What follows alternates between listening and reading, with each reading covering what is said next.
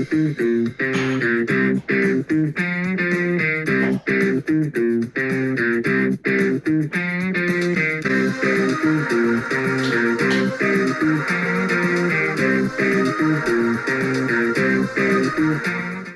welcome back to the channel. Today I'm gonna rank all three Lord of the Rings movies. This is my last video, at least big video before I go to camp, and I just wanna, I'm leaving tomorrow. So, without further ado, go check out my Lord of the Rings playlist, as well as my rankings playlist or whatever, and let's get started. Things off in last place is gonna be Lord of the Rings: The Two Towers. Here's the reason why it's in last place. Still a great movie, still at least like a 9.2 or 9.3 out of 10. But the problem here is, it kind of has your classic middle chapter problems where you get the amazing setup in the beginning and then you get the awesome payoff in the end. This one, you're just kind of trying to get from the end of the setup to the beginning of the payoff, essentially. Granted, there are some amazing sequences. Battle of Helm's Deep, really that whole final battle of Helm's Deep mixed in with the Ents and that they're doing their thing. That's all great.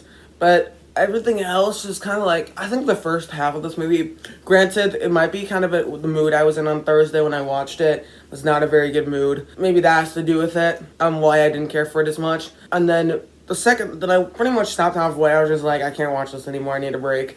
And then I watched the second half on Friday, and I liked the second half so much more. So it might have just been my mood, I don't know. But still, like, I think the first half parts of it are kind of on the dull side. But then I think it gets really good. There are some great sequences, like I think the introduction, the real introduction to Gollum is great. I think he's a great character. I love what they do with him.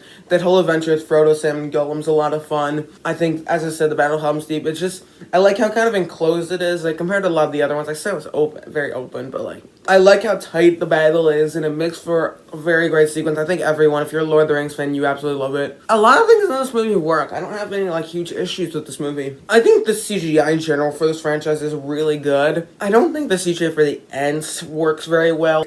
Odd, I don't know I mean, granted, it's probably hard to make a talking tree, so, like, you know, and also, story overall is a little uneven in this movie. It gets, like, they're trying to recruit the Rowan, but I think this one kind of is stretched out a bit because they're trying to get that, and then that kind of takes a while, and then he says no, and then they have to migrate. And I think once they start migrating to Helm's Deep or whatever, then it starts to get much more interesting because the beginning is just moving so slowly, but then it gets much better as it goes on.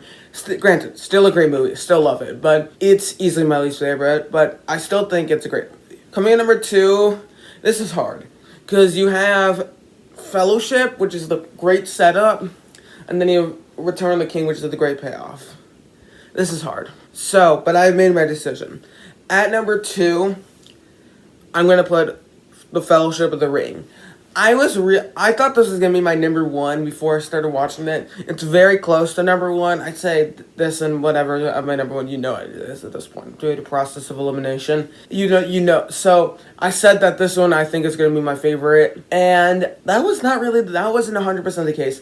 I think this one, I love the adventure. I think seeing all the different environments, I think works very well. I'm someone that loves adventure movies, so the adventure that Frodo and the Fellowship goes on is a lot of fun. I also love the fact that our Fellowship is actually together and not broken up like they are in any the other movies. So the only reason why I put this one at number 2 is just that other than maybe that a troll sequence, again, of You Shall Not Pass, it doesn't have like any like the big battles that I love from this franchise. So that's like the one thing. It also feels kind of condensed compared to the other ones, but still, fantastic film. Like, I don't love Frodo in this one. I've also mentioned that. I think he's a little wimpy in this one. I think, like, you get introduced to this amazing world of Middle-earth. Even some of the sequence, like that whole opening part where you're learning about what happened to Middle-earth throughout the years and the rings. I think everything about that works so well. Like, I'm always, like, at the edge of my seat during that, even though it's not, like, a very intense sequence, I guess.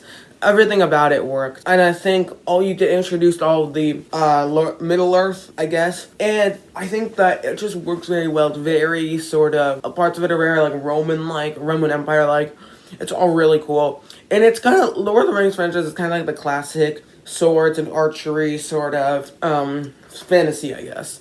This movie works very well. The characters are great. The Hobbits, the Shire set, I don't know, it looks really cool. I don't know, there's something about it that I just really like. It's just a cool looking environment. And the overall sort of aspect and look of Middle Earth, I think this is just a great introduction to the franchise. So like that cave troll sequence is great. Same with You Shall Not Pass. I mean, everyone loves that. Getting introduced to this world and this characters. It's just a great sort of get introduced to the world sort of movie. The only reason why it's not number one is that it just feels condensed a little bit too much. Like you do feel a little, it does feel a little odd that they're kind of rushing through the adventures. Maybe because of all the extended cuts. I mentioned this in my Return to King review. At least I think I did.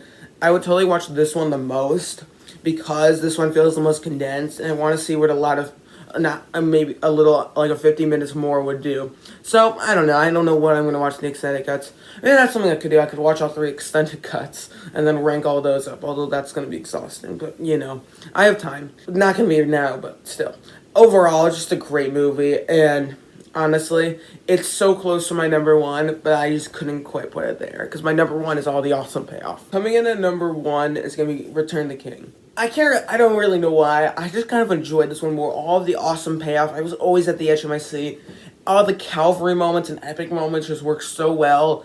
I mean, I don't think this is like one of my favorite movies of all time. It's like a 9.7 out of 10. Favorite movie of all time, like 9.9 or 10 out of 10. Just this movie's just fantastic. Like, you have all of the amazing battles in there. You have all the amazing payoff. You have Frodo fulfilling his journey to destroy the ring and the lava. There's some ways that it kind of went wrong in the process, but he did. And Sam was kind of the main here, not really Frodo, which is kind of interesting.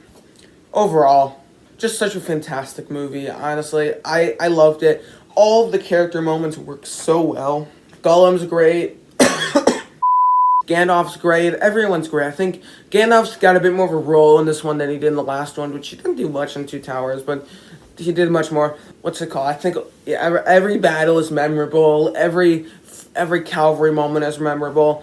Even some little adventures that they go off, like when Gimli, Legolas, and Aragorn go off to get these zombies or dead people from this cursed cave and bring them back to fight in the battle. It just works very well. I thought that was just a fun little adventure. The beginning does move a little slowly. It's a little odd, like why is Gandalf taking Pippin to Gondor? I don't know. I found that a little odd. I find that the Gondor King character, okay. But other than those minor shits, and it does feel like it has way too many endings. Just an awesome movie all around. Every battle sequence is great. Every character has their arc paid off in a great way. And I think just so many great moments. I thought this was just a great movie. Great payoff for this franchise. And yeah, this is one of the best trilogies of all time. So it comes in at number one. Thank you guys so much for watching. Don't forget to like, share, subscribe. Share your ranking in the comments below of all 3. You can throw in the Hobbit movies if you want. I'm assuming it's gonna be I'm assuming it's gonna be Hobbit movies and then the Lord of the Rings movies, unless you like the Hobbit. I don't know. Thank you guys so much for watching. Don't forget to like, share, subscribe, and comment down below. Let's get to next time. See you guys next summer. At the end of summer. Granted, I will be going to camp video, but yeah. Adios.